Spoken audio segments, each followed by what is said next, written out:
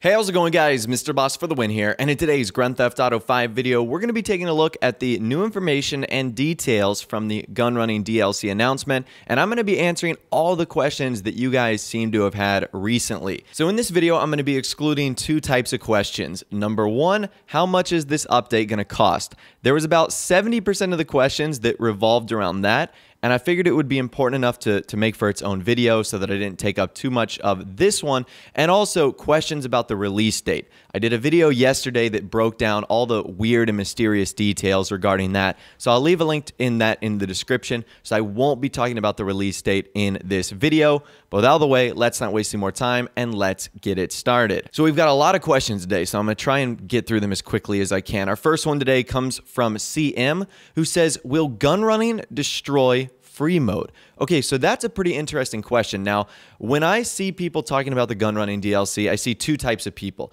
Number one, they are stoked for this update. They can't wait for it. They love the military theme and idea. And then there's people that are kind of hesitant that think that free mode is just going to turn into like militia versus militia battle and it's going to get destroyed. I'm kind of on the fence. I think that the new content is fun. I don't think it's anything that's too crazy. The Ballad of Gay Tony was basically a version of this DLC, and it was one of the best updates of all time. Now, granted, that was in GTA 4. This is Grand Theft Auto Online, which is a whole different beast. So I think Rockstar has to balance it really well. Because if they don't balance it really well, I can see free mode just turning into a giant free-for-all where you've got 4 or 5 people with an APC tank, 3 or 4 people in the new jets and the new helicopters, if those are a thing, and it just turning into a massive war zone. So that's kind of the discussion question I want to leave for you guys in the chat is, will gunrunning destroy free mode? Do you think that Rockstar needs to balance it? Do you think there's no way they can balance all of this military gear? Let me know your thoughts on that in the comment section down below. Like I said, I'm kind of on the fence. I think it has the potential to if Rockstar doesn't balance it well. Up next, we have a question from Skillful who says, do you think we will get the trailer for the Gunrunning DLC on the release date, judging from past DLCs? Honestly, I do think that's going to be the case. I don't think we're going to be getting the trailer before the update comes out. I don't even know if we're going to be getting new information before the update comes out. But I think since with import-export, with bikers, and with Cunning Stunt Special Vehicle Circuit, the trailer has all come out on the day it's released.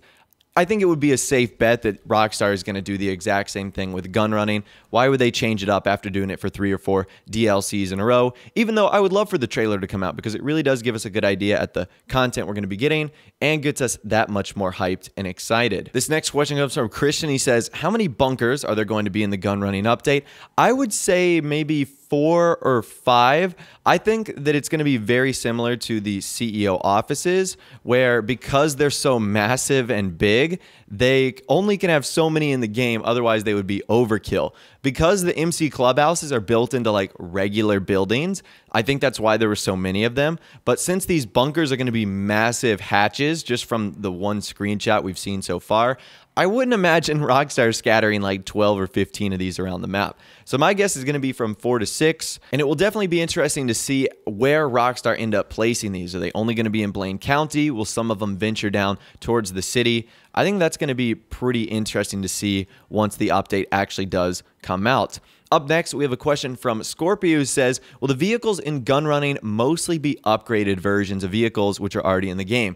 Ironically enough, with the 3 we've seen so far, they're either cut content or, yeah, existing versions of upgraded vehicles. You have the weaponized Tampa. You've got that like half-track dune loader that was actually going into the bunker itself. And then you've got the APC tank, which was cut content from GTA 5, but also was in Grand Theft Auto 4. So it's not as if Rockstar had to recreate a brand new vehicle right there. Yeah, I do think there's going to be an okay mix of some new vehicles, but I think for the most part, they are just going to be weaponized versions of cars and vehicles we already have in the game. We've seen Rockstar do that with previous updates, like doing the retro version of the Elegy and the Comet. So again, it wouldn't surprise me to see them do the same thing here. Now, speaking of that APC tank, we have a question from ZZ who says, how many missiles do you think the APC tank can take?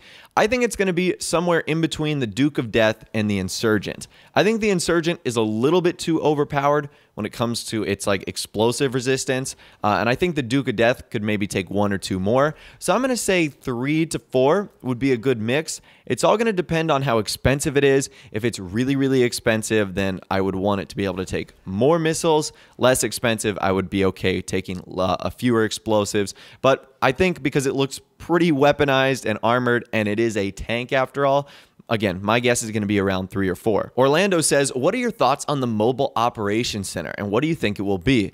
This is something that is really confusing for a lot of people, including myself. I think the Mobile Operations Centers are going to be like useful brickades. So I think they're going to be around the size of a brickade. They might be more armored and weaponized, and they'll probably have some cool things inside, like the ability to start up the gun running missions, or the ability to, like, you know, fix up your weapon or change clothes or do something. I don't think they're going to be an aircraft carrier. I don't think they're going to be a yacht. And I don't think they're going to be something that's super small. I think they're going to be pretty massive, kind of similar to what real life mobile tactical operation centers are. If you just Google them, a lot of them do look like the Brickade, which is why I'm assuming they're going to end up looking like that. Our next question comes from Aaron, who says, will there be any new custom shops for like the gun running vehicle, sort of like Benny's, but for a gun running variant? If there is, I think it will be inside of the bunkers, because we've already seen one car, the kind of half-track dune loader, driving inside the bunker. So if there is going to be a custom shop in there, I think that's going to be the case. Will there be any unique customization, or will you only be able to customize the vehicles in there? That's something I could see Rockstar doing as a way to incentivize you to buy the bunkers, is making the custom shop that has the unique customization only available inside the bunker. Benny's, you don't have to obviously buy Benny's, you just have to take your car there. That would be pretty cool, and I kind of would like a militarized body shop. I think that would be a pretty epic addition. Now, kind of speaking of cars, this next one comes from Emmett, who says, do you think there's a car in gun running over 7 million? I certainly hope there is not. You know, with import-export, we kind of got close with the Rocket Voltic and the Ruiner 2000, and I really hope in gun running there is not a vehicle over $7 million. I mean, that is a lot of money, whether it's you get that through shark cards or whether you get that through grinding.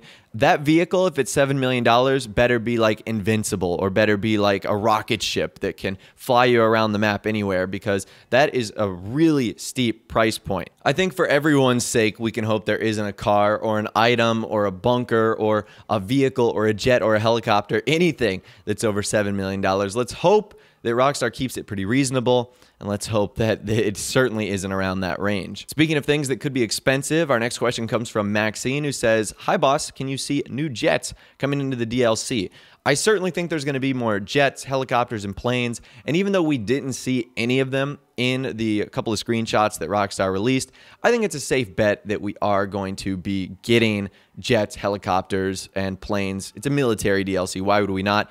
And in our one screenshot that we've seen so far, it said airbase bunker. So that would kind of be a bummer if we had an airbase bunker with no new aircrafts. This next question comes from Knifeguy, who says, do you think that elusive jetpack will arrive with gun running, or at least a method to unlock it in game? I don't think we're going to get the jetpack in online as like something we can use, but I do think Rockstar could make a reference to it. So it could be one of like the rare special gun running items that we have to try and collect as kind of a way to poke fun at us.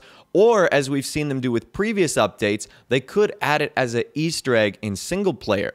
Remember how they added that like Beast versus Bigfoot Easter egg a couple DLCs back, and they put that in single player without telling anyone? They could easily do the exact same thing here. So I'm not saying that's a guarantee, but we know how Rockstar likes to kind of poke fun at us a little bit, so they may end up doing something like that. Our next question comes from Jordan, who says, how many vehicles do you expect to be in the new DLC? I'm going to say somewhere around 15, maybe 16, somewhere around that range. We've already seen 3 shown off so far. I bet they include the vehicles like for the mobile operations center. I'm sure that's going to include some jets and some helicopters, as I mentioned earlier. So yeah, I think 15 or 16 would be a pretty good amount for this update. Our next question comes from Mad Zingu, who says, when the gun running update releases, will that bunker location look like this, or with the mechanical door entrance? And this is the screenshot that he also provided. I think the screenshot we got is a cutscene. I don't think we're ever going to see the bunker doors look like that in free mode. Just how like when you use your CEO office, your car goes kind of up that elevator. We don't ever see that. That's a cutscene. I think that's going to be the exact same way. I think that in free mode, they're just going to be hatches, and when you enter them or when you click to enter them, it'll take you into your own separate cutscene, separate from the rest of the lobby that has the door opening and closing mechanic. That's my best guess. Otherwise, people would like try and get inside or throw grenades in there and stuff like that. I could just see that being a mess. Our next question comes from Dan Phillips, who says, do you think Rockstar will release more information about gun running before it comes out? They said they would on the Newswire, but they said the exact same thing about import-export, and they didn't release more information until the update came out. So I don't know if they're going to do the same thing here, or if sometime later this week or next week, they will release more information with more screenshots. Who really knows? Because Rockstar have been so confusing with what they've done in the past, it is kind of hard to tell what they're going to do in the future. It is just a waiting game at this point, and we're going to have to just wait and see. And our final question today comes from Steven, who says, will we be able to buy the vehicles released with gun running without buying the bunker/storage place? So I'm thinking that Steven believes that the vehicles are going to be like the import-export special vehicles, where they require the warehouse or you can't buy them. That would be very interesting. It would almost kind of be Rockstar's way of, making you spend more money to spend money.